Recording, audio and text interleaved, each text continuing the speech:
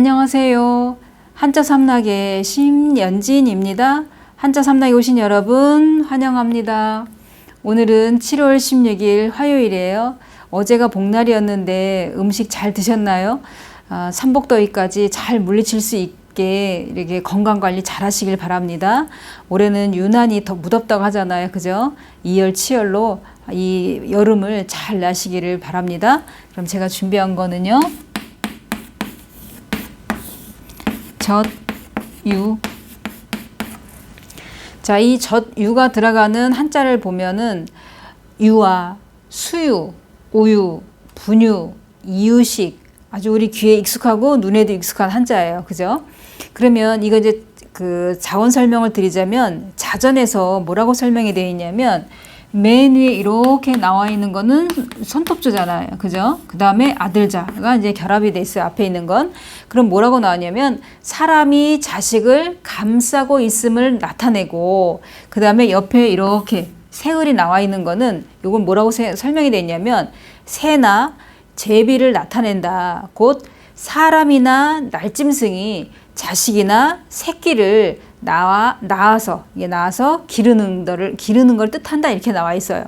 그러니까 사람은 사람대로 아기를 낳아서 수유를 해서 이게 아기를 키우고 또 그다음에 날짐승들은 이제 그러니까 부화가 되면 새끼가 나올 거 아니에요, 그죠? 그러면 그 새끼를 키우는 거. 그러니까 사람이든 날짐승이든 사람으로 말하면 이제 자식을 키우는 거고 그 다음에 날짐승은 새끼를 낳아 기른다는 뜻이다 이렇게 설명이 돼 있어요. 그래서 여기에 보면은 보통 이 새을은 새의 종류가 세 가지가 이렇게 있잖아요. 대표적으로 새조가 있고 그 다음에 새조가 있고 새추가 있고 그러면 새을을 기본 원래대로 쓰면은 이건 새을의 변형이고 원래대로 쓰면 이렇게 생겼잖아요. 그죠?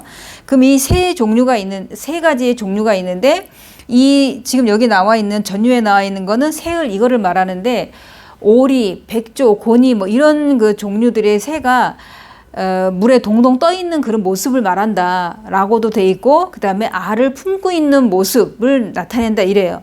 그러니까 알을 품고 있다라는 거는 새끼를 부화시키기 위해서 이제 품을 거 아니에요. 그죠? 그러면 새끼가 낳으면 이제 그 먹이를 먹여다 주고 물어다 주고 해서 아기가 그것을 먹고 어느 정도 성장하면 자기가 또 이제 둥지를 떠나서 알아서 또 먹고 살고 해야 될 거 아니에요. 그죠?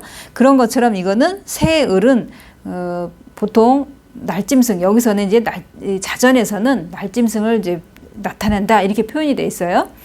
자, 그러면 두 번째 글자로 넘어갈게요.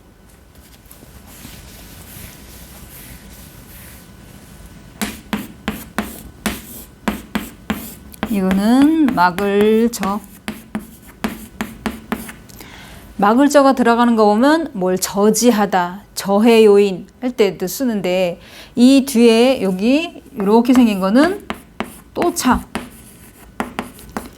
또차는 여기 양쪽에 길게 나와 있고 이게 없으면 눈목이 되는 거죠. 또차는 밑에가 길게 나와야 되는 거고 그러면 이거는 막을저라는 뜻도 있고 그 다음에 적시다. 여기 물이 나와 있잖아요. 그죠? 적시다라는 뜻도 있고 강이름을 뜻하는 것도 있어요. 그러면 이제 이 설명이 뭐냐면 이건 물론 이제 막을저니까 막다, 또 그만두다, 방해하다, 적시다, 붕괴되다 여러 가지 뜻이 있어요. 요즘 이제 집중호우로 뭐 뒤에 아파트 뒤에라든지 이런 게 담벼락 같은 게 무너진다든지 그다음에 산이 있으면 산이 이게 토사 같은 게 밀려 나오지 않게 이렇게 딱 쌓아놓은 거예요. 그것까지도 다 무너져가고 집이 집을 덮치고 막 이런 거 나오잖아요. 뉴스에서 보면은. 그러면 왜 가끔 가다 보면 군부대에서도 동원돼 갖고 모래주머니에다가 모래를 채워갖고 물이 이렇게 범람하지 않도록 막 쌓아놓잖아요.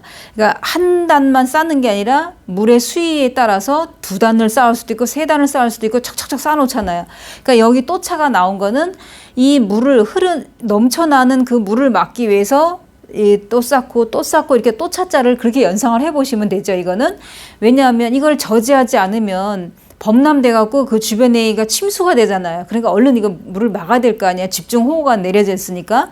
그러니까 그거를 연상을 해 보시면은 이 글자가 쉽게 이렇게 익혀질 것 같아요. 제 생각에는.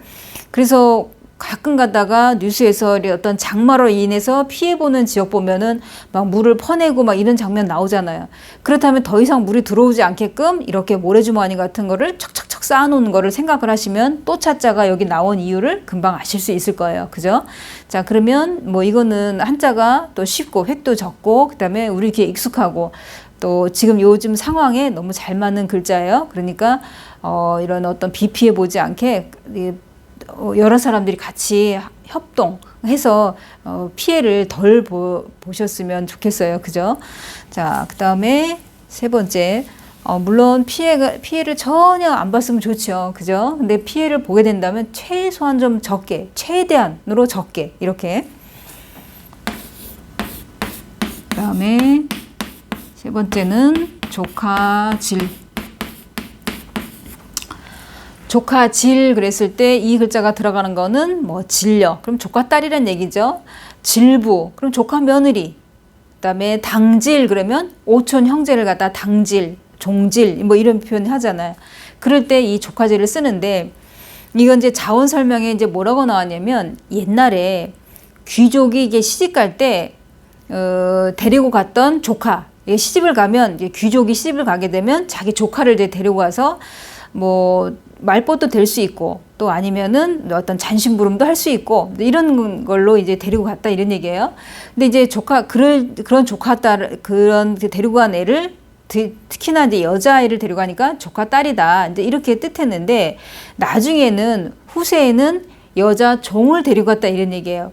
그러니까 물론 이제 잘 사는 양반집이 그 딸이 이제 시집을 갈 때 그 집의 몸종을 딸려 보내는 거죠. 한마디로. 그러니까 쉽게 말하면은 지금이야 뭐 그런 거 없지만 우리가 이게 사극 이런 걸 봐도 이게 신분이 높은 집에서 이제 시집을 가게 되면 그 원래부터 이게 친했고 좀 또래라든지 아니면 조금 더 어린 애를 같이 가서 이제 자기의 몸종이 이제 돼서 어떤 수발을 들고 어떤 지근거리에서 이제 모시는 이제 그런 몸종을 데리고 왔는데 그 전에는 쉽게 말하면 조카를 이제 데리고 갔다 이런 얘기예요. 조카를 데리고 갔다 하면 이제 귀족인데 조카를 데려갔다. 그럼 어느 정도 이제 좀 성장을 하게 되면은 다시 자기 집으로 와서 뭐 시집을 가든가 뭐 이랬겠죠.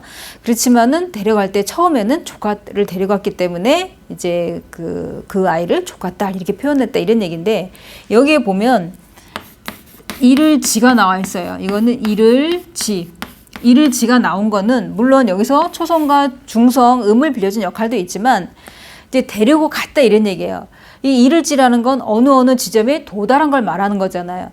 그러니까 이 집에서 그러니까 쉽게 말하면 친정에서 데리고 간 조카를 갖다가 같이 갔어요. 가면은 그 시집에 딱 가게 되면 그 아이까지 가는 거잖아요. 그러니까 그 집에 이르다, 도달하다 이런 얘기예요. 누가? 이 조카가 데리고 간 사람과 같이 그 집에 도달했다. 그러니까 여기에 이를지가 나온 건데 그런 뜻도 있지만은 그러니까 회의 문자를 하면은 그 해석이 그렇게 되지만 만약에 이걸 갖다가 회의 문자가 아니라 형성 문자를 해석을 한다면 이 지는 초성과 중성, 음을 빌려준 형성 문자다 이렇게 기억을 하셔도 돼요.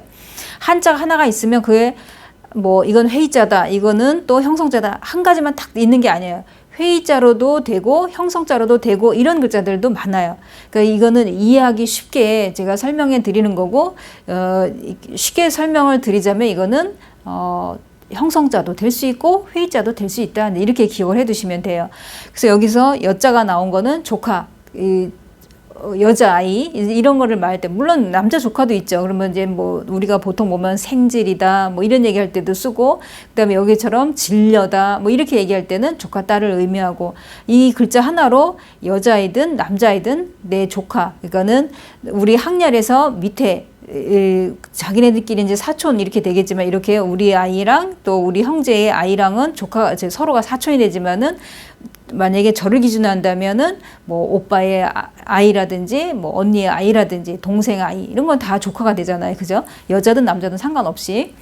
우리는 이 학렬이 이제는 아이를 너무 안 낳고 또 한 명이거나 아예 없거나 그랬던 이런 상태가 됐기 때문에 학렬도 이제는 별로 의미가 없을 것 같아요. 제 생각에는. 자, 이거는 이제 한자가 옛날 한자다 보니까 이런 학렬로 이제 따져봤을 때 조카라는 걸로 지금 한자를 이제 제가 설명해 드린 거고, 그 또 학렬이 없어질 것 같은 느낌이 드는 것도 그냥 제 생각일 뿐이에요. 자, 그러면 제가 준비한 이 세자 여기서 마치고 수요일 날 또 새로운 글자를 찾아뵙겠습니다. 지금까지 한자 삼락의 심연진이었습니다. 안녕히 계세요.